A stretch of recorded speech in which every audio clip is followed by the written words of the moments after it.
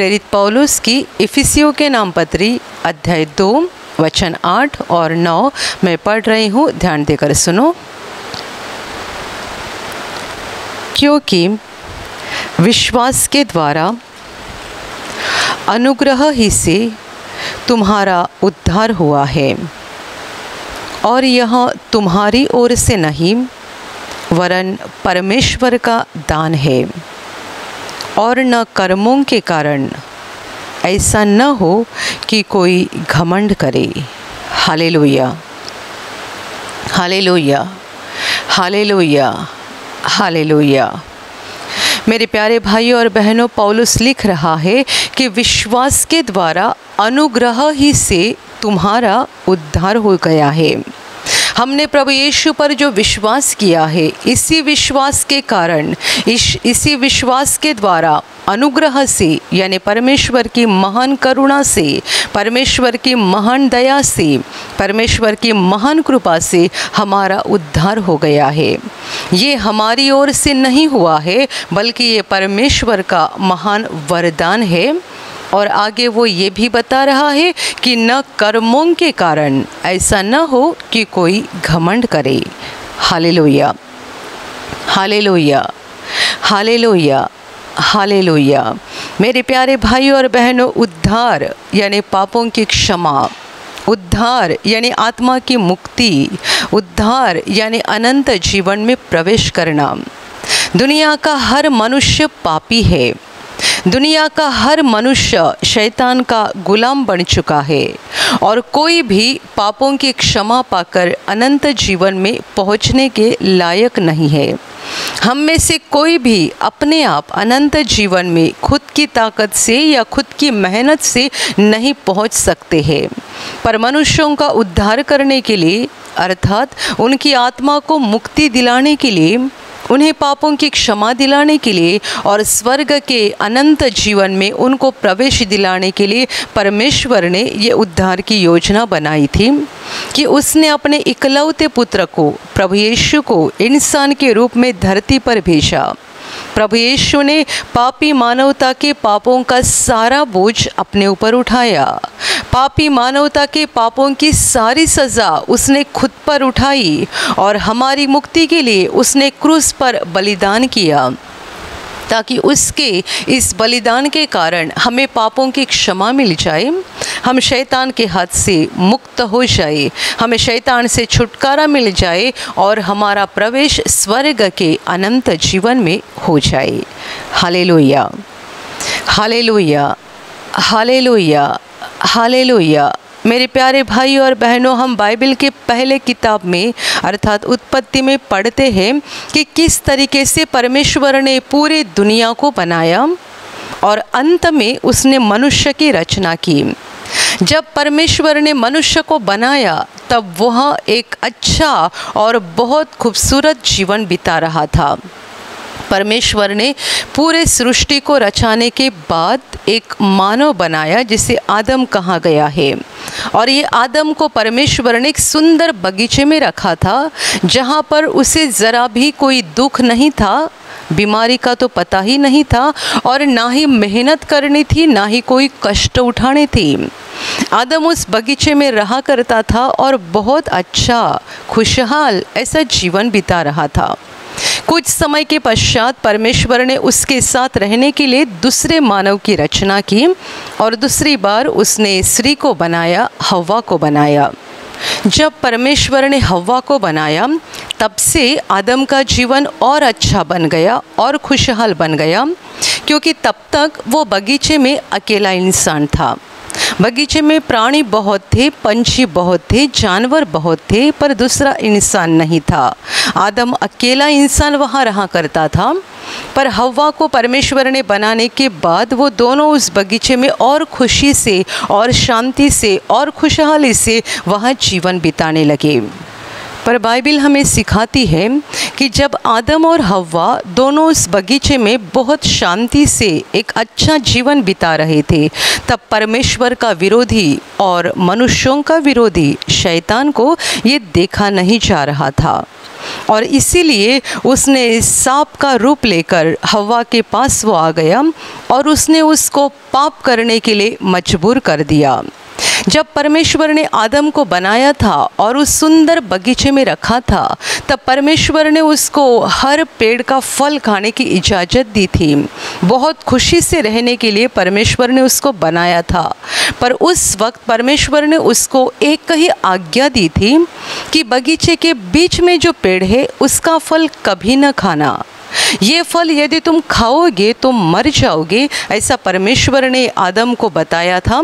ये बस इकलौती आज्ञा को उनको मानना था और तब तक ये दोनों इस परमेश्वर की आज्ञा को मानकर चल रहे थे।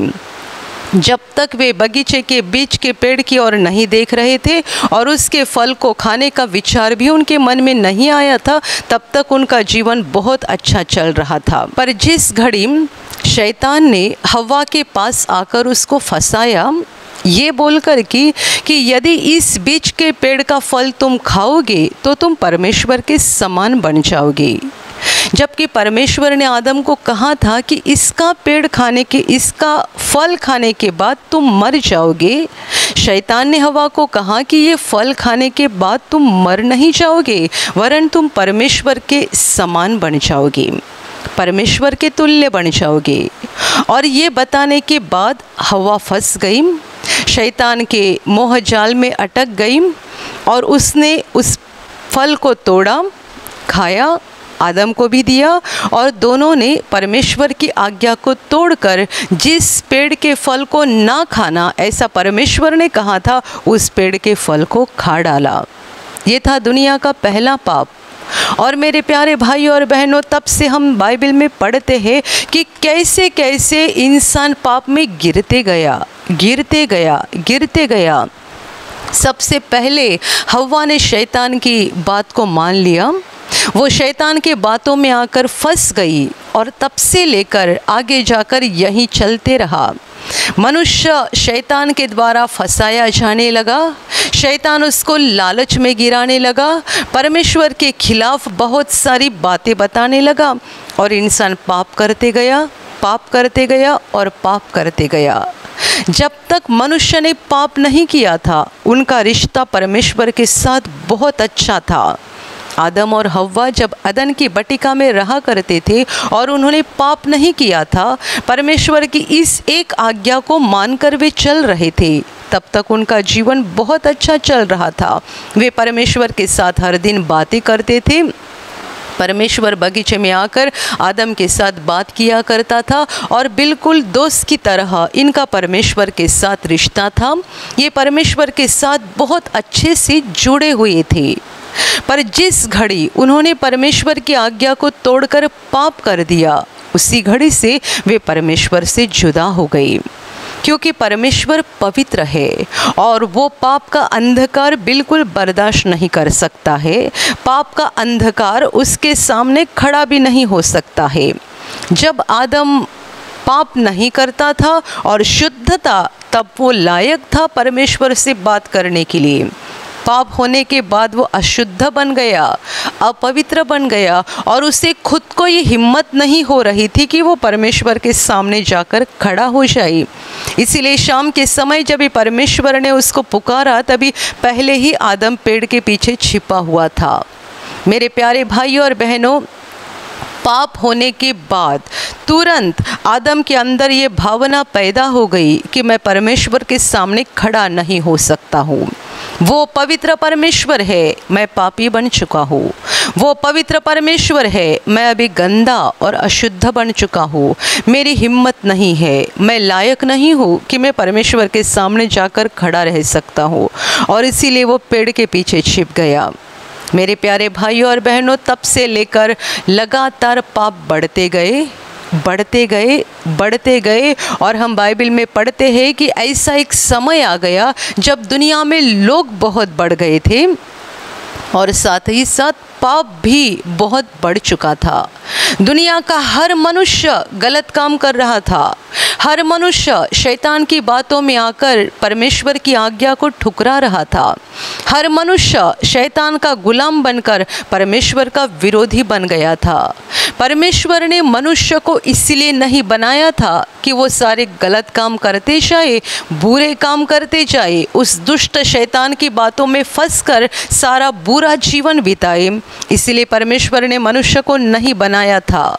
मेरे प्यारे भाइयों और बहनों, पापों के कारण मनुष्य का जीवन श्रापित बन जाता है और परमेश्वर नहीं चाहता है कि मनुष्यों का जीवन श्रापित बन जाए और वे धरती पर दुख उठाते रहे। पर ऐसा समय आ गया कि जब आदम और हव्वा के द्वारा संतति बढ़ते गई, दुनिया में बहुत लोग बढ़ गए और उनके साथ ही साथ पाप भी बढ़ते गया। बहुत दुष्टता, बहुत अधर्म, बहुत पाप, अपवित्रता दुनिया में बढ़ गई। परमेश्वर ने आसमान से इन सारी अपवित्रता को देखा, मनुष्यों के सारे अधर्म को देखा और परमेश्वर के दिल को बड़ा दुख हो गया। परमेश्वर ये सोच रहा था कि मैंने मनुष्य को किस लिए बनाया था और आखिर ये क्या कर बैठी, मेरी क्या योजना थी, मैं क्या चाहता था इनके बारे में और ये क्या कर रहे हैं। एक दूसरे को मार रहे हैं, एक दूसरे को फंसा रहे हैं, एक दूसरे की हत्या कर रहे हैं, एक दूसरे के ऊपर अन्याय कर रहे हैं। पाप पाप पाप और पाप बढ़ते गया। परमेश्वर को ये सब कुछ देखा नहीं जा रहा था और इसीलिए परमेश्वर ने सोचा दुनिया का विनाश करने के लिए। उस समय ऐसा एक मनुष्य परमेश्वर को दिखाई दिया जो परमेश्वर पर विश्वास करके एक अच्छा जीवन, धर्मी जीवन जीने की कोशिश कर रहा था। वो था नूह, जो परमेश्वर पर विश्वास कर रहा था और परमेश्वर को डर कर एक धर्मी जीवन जी रहा था। परमेश्वर ने उसके साथ बात की और अपनी योजना को नूह को बता दिया कि मैं क्या करने जा रहा हूँ। और ये सारी योजना को बताकर परमेश्वर ने उसको एक फैसला दिया कि तुम अपने लिए और अपने परिवार के लिए एक जहाज बना देना, क्योंकि मैंने तय किया है, मैंने फैसला किया है कि मैं सबों का विनाश कर दूंगा।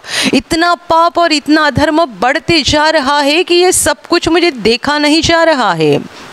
मैं इनको पानी के द्वारा नष्ट करने जा रहा हूँ और इसीलिए तुम खुद के लिए और अपने परिवार के लिए एक जहाज बनाओ।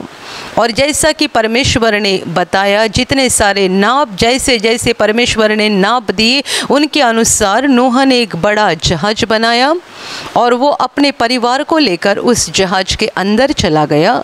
और जिन प्राणी पंछियों को अंदर लेने के लिए परमेश्वर ने कहा था उनके अनुसार उसने सब कुछ किया। और जब नूह और उसका परिवार और परमेश्वर के बताए गए अनुसार प्राणी पंछियों को लेकर वो अंदर चला गया, उसके बाद बारिश होना शुरू हो गया। परमेश्वर ने 40 दिन और 40 रात इस धरती पर भयानक बारिश की वर्षा की। इतनी भयानक बारिश हो गई कि पूरी धरती पानी के नीचे डूब गई। कोई मनुष्य जिंदा नहीं रहा, कोई प्राणी, कोई जानवर, कोई पंछी, कोई छोटे से कीटाणु भी जिंदा नहीं रहे, सब कुछ खत्म हो गया।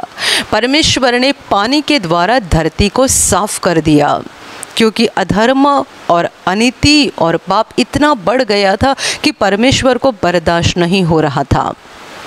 उसके बाद नूह जहाज से बाहर आ गया। जब परमेश्वर ने पूरे धरती को पानी के द्वारा साफ कर दिया, शुद्ध कर दिया, उसके बाद नूह और उसका परिवार जहाज से बाहर आ गया। एक नई शुरुआत हो गई। पर मेरे प्यारे भाइयों और बहनों, ये शुरुआत नई थी, पर इंसान तो पुराने थे। इंसान के अंदर पापों की प्रवृत्तियाँ पुरानी थी। नूह के बच्चों ने पाप करना शुरू कर दिया और आगे जाकर धरती पर इंसान बढ़ते गए और दोबारा पाप भी बढ़ते गया। और नूह के समय से लेकर आज के दिन तक हम देख रहे हैं दुनिया में सब जगह पाप बढ़ते जा रहा है। मनुष्य शैतान का सुनते जा रहा है। जिसने हमें बनाया है, जिसने हमें जीवन दिया है, जिसने हमें धरती पर भेजा है और जो हमसे सचमुच प्रेम करता है, जो हमारी सचमुच परवाह करता है, उस परमेश्वर के बारे में कोई नहीं सोचते हैं। उस परमेश्वर की ओर कोई नहीं देखते हैं और कोई इस बात के लिए थोड़ा भी नहीं सोचते हैं कि मैं जो कर रहा हूँ क्या मेरे सृष्टिकर्ता को अच्छा लग रहा है, क्या मेरा जीवन उसकी नज़र में ठीक है, क्या मेरा जीवन उसको पसंद है। कोई नहीं सोचता है। हर कोई अपने अपने रास्ते से चल रहे हैं, हर कोई अपनी अपनी मर्जी के अनुसार चल रहे हैं, हर कोई शैतान का सुनकर सारे बुरे और गलत काम करके अधर्म का जीवन बिता रहे हैं।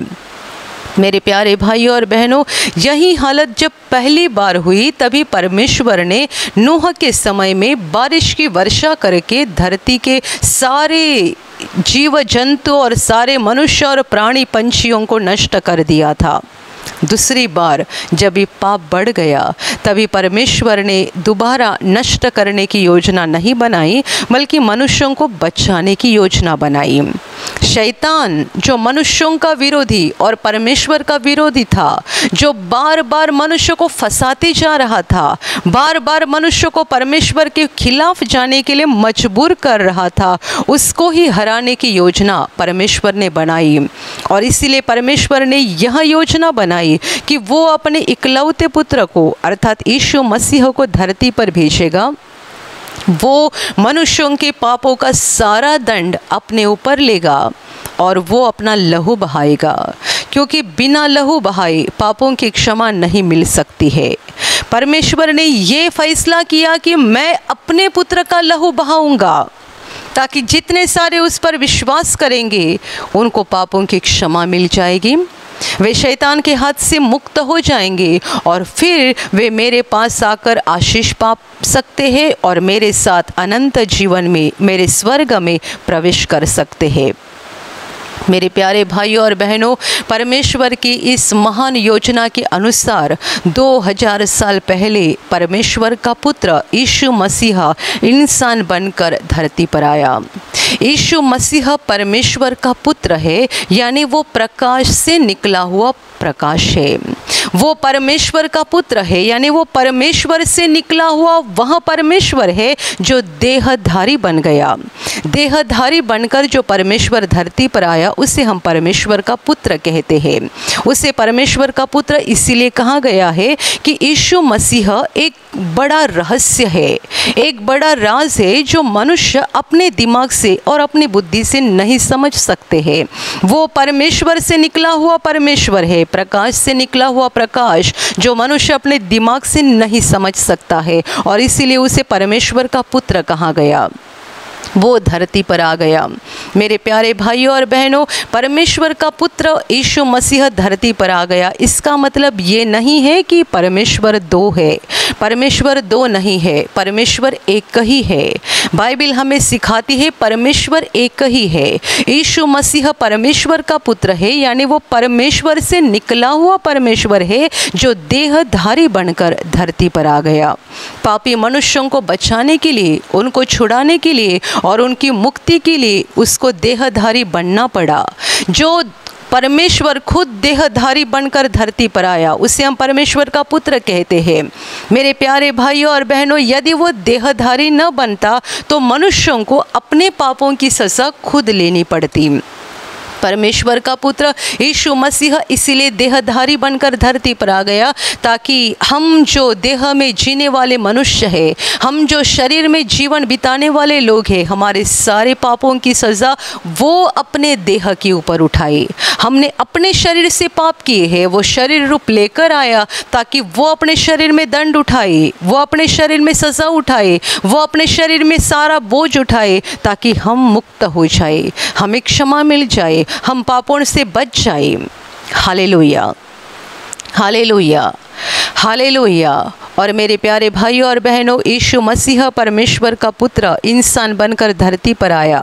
बालक के रूप में वो पैदा हो गया। जैसे साधारण लोग छोटे से बड़े बनते हैं, बिल्कुल वैसा ही वो छोटे से बड़ा बन गया। साधारण रूप साधारण तरीके से वो दिखाई देता था, इसीलिए लोगों ने जाना नहीं कि ये कोई विशेष है। यीशु मसीह साधारण लोगों की तरह दिखाई देता था और ना ही वो राजमहल में पैदा हो गया या किसी बड़े अमीर के घर में पैदा हो गया। उसने चरनी में जन्म लिया और उसके पिताजी तो बढ़ई का काम करते थे। उसकी माता एक साधारण औरत थी। बिल्कुल साधारण परिवार में प्रभु यीशु ने जन्म लिया। उसका शुरू का जीवन भी बहुत साधारण था, इसलिए कोई नहीं समझ पा रहे थे कि ये विशेष है। पर यीशु की माता और यीशु का बाप इस बात जानते थे कि परमेश्वर का पुत्र है, क्योंकि प्रभु यीशु का जन्म होने से पहले यानी उसकी माता गर्भवती होने से पहले ही स्वर्गदूत को परमेश्वर ने उसके पास भेजा था और स्वर्गदूत ने उसको ये संदेश दिया था कि परमेश्वर का पुत्र तुम्हारे गर्भ में जन्म लेने वाला है। वो उद्धारकर्ता, मुक्तिदाता है और वो धरती पर इसलिए आने जा रहा है कि सारे लोगों के पापों की सज़ा अपने ऊपर उठाई। इसलिए यीशु की माता पहले ही जानती थी कि परमेश्वर का पुत्र है। साथ ही साथ यीशु का बाप यूसुफ, उसको भी कई बार परमेश्वर ने उसके सपने में दर्शन देकर बताया था कि ये परमेश्वर का पुत्र है और इसीलिए यीशु के माँ बाप जानते थे कि ये परमेश्वर का पुत्र है। बाकी लोग इस बारे में बहुत अनजान थे और उनको नहीं पता था कि ये कौन है। पर जब यीशु की उम्र 30 साल की हो गई, उसके बाद उसने अपने काम का आरंभ कर दिया और वो जगह जगह, गांव गांव में, नगर नगर में घूमकर अद्भुत काम दिखाने लगा और साथ ही साथ लोगों को उपदेश करने लगा, स्वर्ग के वचन लोगों को बताने लगा। जैसे जैसे वो उपदेश करते घूम रहा था और अद्भुत काम कर रहा था, लोगों को चंगाई दे रहा था, अंधों की आंखें खोल रहा था, गूंगे को बोलने की शक्ति दे रहा था, लंगड़े को चलने की शक्ति दे रहा था और मरे हुओं को जिंदा कर रहा था, तब धीरे धीरे लोगों ने उसको पहचानना शुरू कर दिया। प्रभु ने अपने साथ रहने के लिए 12 चेलों को चुन लिया। उनके ऊपर भी परमेश्वर की दया हो गई कि उन्होंने भी यीशु को पहचान लिया कि ये मसीहा है, ये मुक्तिदाता है। प्रभु यीशु का जन्म होने से सैकड़ों साल पहले इज़राइल देश में भविष्यवक्ताओं ने इस बात का संदेश देकर रखा था कि मसीहा आने जा रहा है, परमेश्वर का पुत्र हमारे बीच में जन्म लेने जा रहा है, हमें छुड़ाने के लिए, बचाने के लिए, हमारी मुक्ति के लिए, हमारे उद्धार के लिए मसीहा आने जा रहा है। और इसीलिए इज़राइल के लोग इस बात को अच्छे से जानते थे कि मसीहा आने जा रहा है। जब प्रभु यीशु बड़े बड़े आश्चर्य कर्म दिखा रहा था, अद्भुत काम दिखा रहा था और परमेश्वर के राज्य का सुसमाचार बता रहा था, स्वर्ग के वचन बता रहा था, तब कुछ लोगों ने उसको पहचाना, सबों ने नहीं पहचाना। प्रभु के चेलों ने उसको पहचाना और अंत में जिस योजना को लेकर वो धरती पर आया था और जिस योजना के तहत परमेश्वर ने उसको धरती पर भेजा था, उस योजना को उसको पूरा करना था। और इसीलिए अपनी उम्र के 33 साल में प्रभु यीशु ने मनुष्यों के पापों का सारा बोझ खुद उठाकर क्रूस पर अपना बलिदान कर दिया। उसको पकड़ा गया, उसका छल किया गया, उसको बहुत पीड़ा और ताड़ना दी गई, उसको बहुत सताया गया और मेरे प्यारे भाई और बहनों, अंत में उसके शरीर को, दोनों हाथों को और पैरों को खीले ठोककर उसको क्रूस पर लटकाया गया। प्रभु यीशु मसीह क्रूस पर व्याकुल होकर तड़पते तड़पते मर गया। ये जो प्रभु का क्रूस पर का बलिदान है, ये मनुष्यों की पाप क्षमा के लिए है। ये जो प्रभु यीशु का क्रूस पर का बलिदान है, ये मनुष्यों के उद्धार के लिए है, क्योंकि इस योजना को परमेश्वर ने पहले ही बनाया था। कितने सारे भविष्यवक्ताओं ने, कितने सारे नबियों ने इज़राइल में कहा था कि मसीहा आने जा रहा है और हमारे पापों का बोझ वो उठाने जा रहा है। यशायाह भविष्यवक्ता ने सैकड़ों साल पहले इस बात को बताया था, जबकि प्रभु धरती पर आया भी नहीं था। उसके सैकड़ों साल पहले यशायाह भविष्यवक्ता ने इस बात को बता के रखा था कि सचमुच उसने हमारी बीमारियों को अपने ऊपर ले लिया, हमारे सारे क्लेश और सारे दर्द को उसने उठाया। सैकड़ों साल पहले ये भविष्यवाणी की गई थी कि मसीहा जब भी आएगा, वो हमारे पापों का बोझ उठाएगा, हमारी बीमारियों को, हमारे कष्ट और दर्द को वो अपने ऊपर उठाएगा और वो क्रूस पर अपना बलिदान करेगा। और जैसे कि परमेश्वर ने योजना बनाई थी, बिल्कुल वैसा ही हो गया। यीशु मसीह हमारे पापों के लिए क्रूस पर मर गया। Hallelujah, hallelujah, hallelujah. जब प्रभु क्रूस पर तड़प रहा था तब क्रूस के नीचे कई सारे लोग खड़े थे जो प्रभु का मजाक करके ये बता रहे थे कि यदि तू परमेश्वर का पुत्र है तो अपने आप को बचा ले। तूने अंधों की आंखें खोली तो क्या तू खुद को नहीं बचा सकता है? तूने गूंगे को बोलने की शक्ति दी तो क्या अभी खुद को नहीं बचा सकता है? तू यदि परमेश्वर का पुत्र है तो इस तरीके से क्रूस पर क्यों तड़प रहा है? नीचे उतरा और अपने आप को बचाकर साबित कर कि तू स्वर्ग से आया है, तू परमेश्वर का पुत्र है। जब प्रभु को क्रूस पर लटकाया गया था उसके दोनों तरफ से यानी दाहिने और बाएं तरफ से दो व्यक्तियों को क्रूस पर लटकाया गया था। वे चोर थे और उनके अधर्म की सज़ा के कारण उनको क्रूस पर लटकाया गया था। उनमें से भी एक चोर ने प्रभु को कहा कि यदि तू सचमुच परमेश्वर का पुत्र है तो अपने आप को बचा और हमें भी बचा। मेरे प्यारे भाइयों और बहनों, अंत की घड़ी तक शैतान कोशिश कर रहा था कि परमेश्वर की ये उद्धार की योजना पूरी ना हो जाए, क्योंकि शैतान नहीं चाहता है कि मनुष्य स्वर्ग में पहुँचे और अनंत जीवन में जाए। अंत तक शैतान कोशिश कर रहा था। ये लोग नहीं बोल रहे थे बल्कि उनके मुंह से शैतान बोल रहा था, यदि तू परमेश्वर का पुत्र है तो बचा। प्रभु ने किसी की बात की ओर अपना ध्यान नहीं दिया। वो तड़प रहा था, व्याकुल हो चुका था और ऐसी हालत में भी वो कमज़ोर नहीं था। यदि वो चाहता तो क्रूस पर से नीचे उतर आता। यदि वो चाहता तो क्रूस पर तड़पते हुए भी वो अपने सामर्थ को दुनिया के सामने पेश कर देता, पर वो सामर्थ दिखाने का समय नहीं था। वो इसीलिए दुर्बल बना, वो इसीलिए कमज़ोर बना और इसीलिए वो व्याकुल बना कि हम जैसे पापी बच जाए, हमें पापों की क्षमा मिले। इसीलिए वो कमज़ोर दुर्बल हालत में व्याकुल होकर क्रूस पर तड़प रहा था। इतने सारे लोग उसका मजाक करके ये बोल रहे थे कि साबित कर कि तू परमेश्वर का पुत्र है, पर उसने किसी की बात की ओर ध्यान नहीं दिया। वो हमारे लिए दुर्बल बना था, वो हमारे लिए कमज़ोर बना था, हमारे लिए व्याकुल हो गया था। उसने अपने शरीर का पूरा लहू हमारी पाप मुक्ति के लिए बहाया। मेरे प्यारे भाइयों और बहनों, ये परमेश्वर की योजना थी कि यीशु मसीह क्रूस पर हमारे लिए लहू बहाकर मर जाए, ताकि उस पर विश्वास करने वाले हर पापी आत्मा को पापों की क्षमा मिल जाए। जिस घड़ी प्रभु यीशु ने क्रूस पर अपना बलिदान किया, उसी घड़ी शैतान हार गया।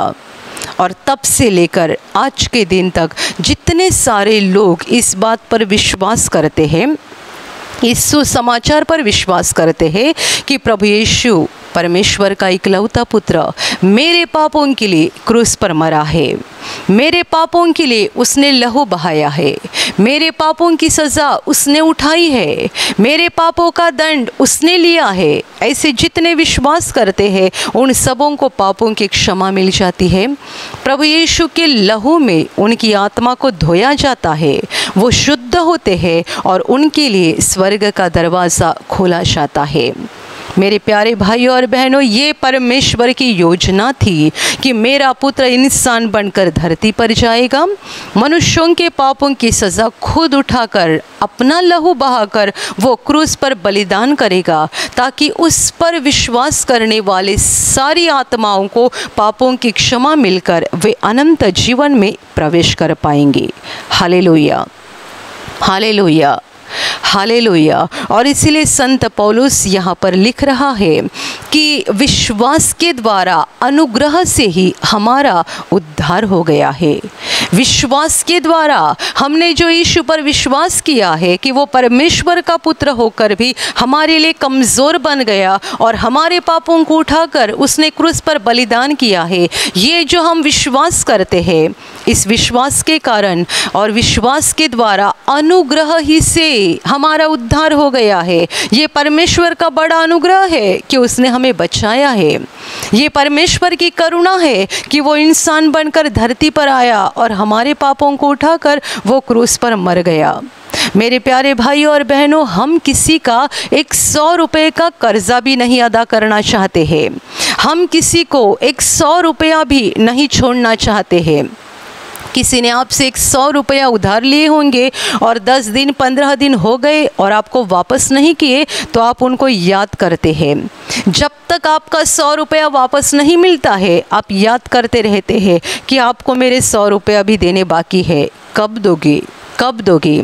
हम किसी का 100 रुपये का कर्जा भी नहीं बर्दाश्त करते हैं या 100 रुपये भी किसी को छोड़ते नहीं है। हर वक्त हम चाहते हैं कि हमें किसी को कुछ नहीं देना चाहिए, हमें किसी के ऊपर दया नहीं करनी चाहिए। पर देखो, ये परमेश्वर का कितना बड़ा अनुग्रह है। हमारे पापों का बोझ यानी हमारे पापों का कर्जा ये 100 रुपये का कर्जा नहीं है, ना ही 1000 का है, ना ही 1 लाख का है, या ना ही 10 करोड़ का है। ये इतना भयानक कर्जा है कि पाप के कारण सबसे पहली बात मनुष्य शैतान का गुलाम बन जाता है, जिससे वो धरती पर शैतान के हाथ से दुख उठाता है। बीमारी, झगड़े, दुख, संकट, सारी समस्याएं पापों का नतीजा है। हम पाप करके शैतान के गुलाम बन जाते हैं और शैतान जब हमारे जीवन में काम करता है, सब कुछ बुरा करता है। बीमारियां शैतान की ओर से है, संकट, समस्याएं, दुख, परेशानियां शैतान की ओर से है। मनुष्य पाप करके शैतान का गुलाम बन जाता है और इसीलिए तो शैतान के काम उनके जीवन में होना शुरू होता है। और पाप का दूसरा भयानक नतीजा ये है कि पाप के कारण मनुष्य की आत्मा स्वर्ग में नहीं पहुंच सकती है। परमेश्वर ऐसे ही आत्माओं को स्वर्ग में लेता है जो पवित्र है, जो निष्पाप है, जो धर्मी है, उन्हें ही परमेश्वर स्वर्ग में लेता है। पापी आत्माओं को परमेश्वर कभी नहीं स्वर्ग में ले सकता है। मनुष्य मरने के बाद यदि वो स्वर्ग में जाने के लायक नहीं है, तो उनकी आत्मा नरक में जाती है।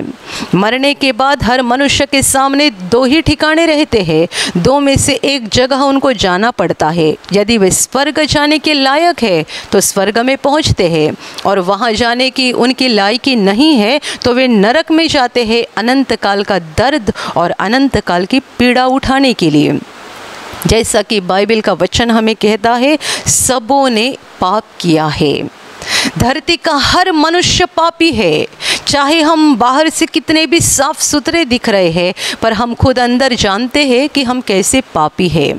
कोई भी मनुष्य कितना भी पढ़ा लिखा क्यों ना हो, कितने भी बड़े ऊंचे पद पर क्यों ना हो, दुनिया में कितना भी बड़ा सम्मानित क्यों ना हो, परमेश्वर की नज़र में सब पापी है।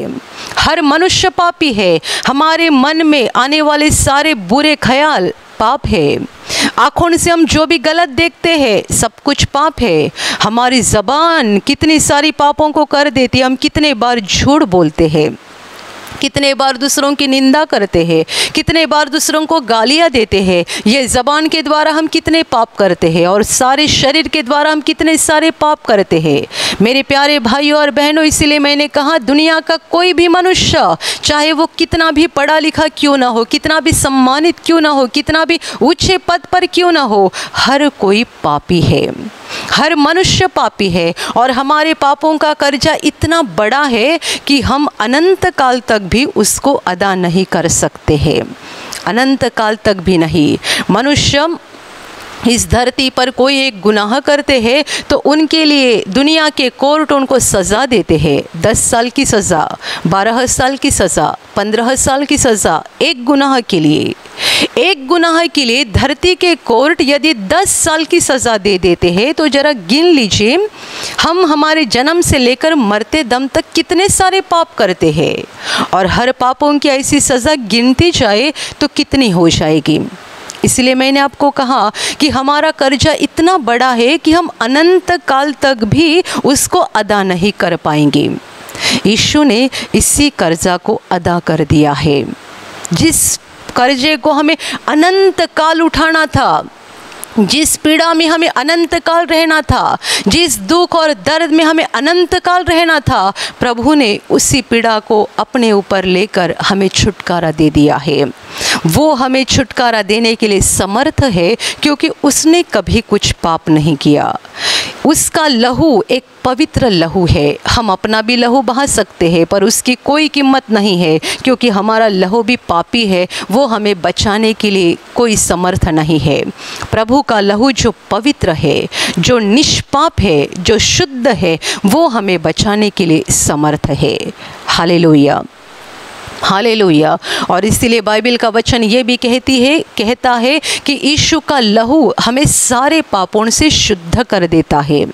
प्रभु यीशु का लहू इतना सामर्थ्यशाली है, इतना ताकतवान है कि हमें सारे पापों से शुद्ध कर देता है।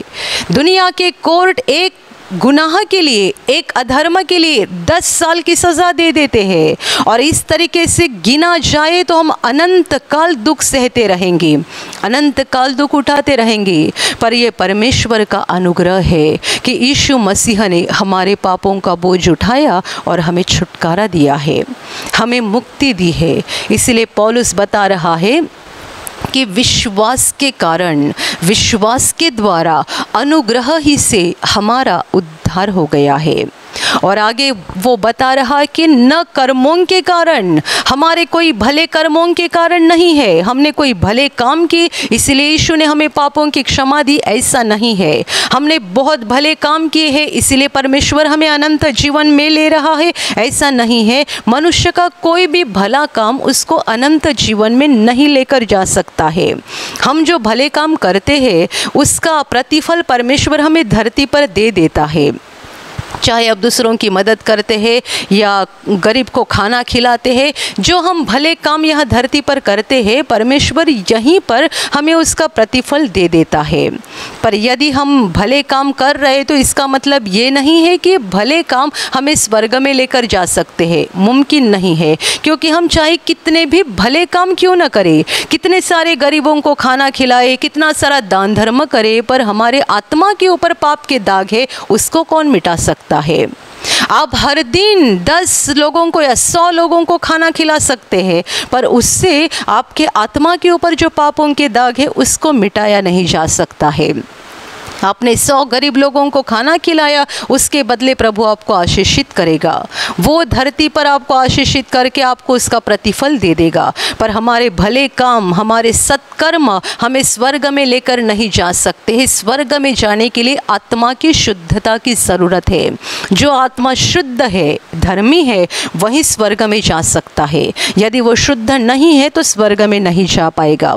और इसीलिए पौलुस कहता है न कर्मों के कारण, हमारे किसी कर्म के कारण हमारा उद्धार हो गया है, ऐसा नहीं है, बल्कि परमेश्वर का अनुग्रह है कि हमने यीशु पर जो विश्वास किया है उस विश्वास के कारण वो हमें पापों की क्षमा देता है और हमारे लिए अनंत जीवन का दरवाज़ा खोल देता है। Hallelujah, hallelujah, hallelujah. मेरे प्यारे भाइयों और बहनों, यदि आप पापों की क्षमा और उद्धार पाना चाहते हैं, स्वर्ग में प्रवेश करना चाहते हैं, तो आज ही यीशु पर दिल से विश्वास करो, दिल से उस पर विश्वास करो। वो हमारे लिए क्रूस पर मरा है। यदि उसने हमें पापों की क्षमा नहीं दिलाई तो हमारे पाप अनंत काल के लिए वैसे ही रह जाएंगे। ये परमेश्वर ने हमारे ऊपर किया हुआ बड़ा अनुग्रह है, बड़ा अनुग्रह। हम किसी के लायक नहीं है कि वो हम पर प्रेम करे या दया करे, पर ये परमेश्वर की महान करुणा है, महान अनुग्रह है कि जिसके कारण वो हमें बचाने के लिए तैयार है। इसलिए उस पर विश्वास करो। यीशु तुम्हारे पापों के लिए क्रूस पर मरा है, इस बात को विश्वास करके अपने आप को साफ करो, पश्चाताप करके पापों की क्षमा मांगो और यीशु का हाथ पकड़कर चलते रहो, ताकि ये रास्ता तुम्हें एक दिन स्वर्ग के अनंत जीवन में लेकर जाएगा और तुम अनंत काल परमेश्वर के साथ रहोगे। Hallelujah, hallelujah, hallelujah, hallelujah, hallelujah. और अभी प्रार्थना करने का समय है।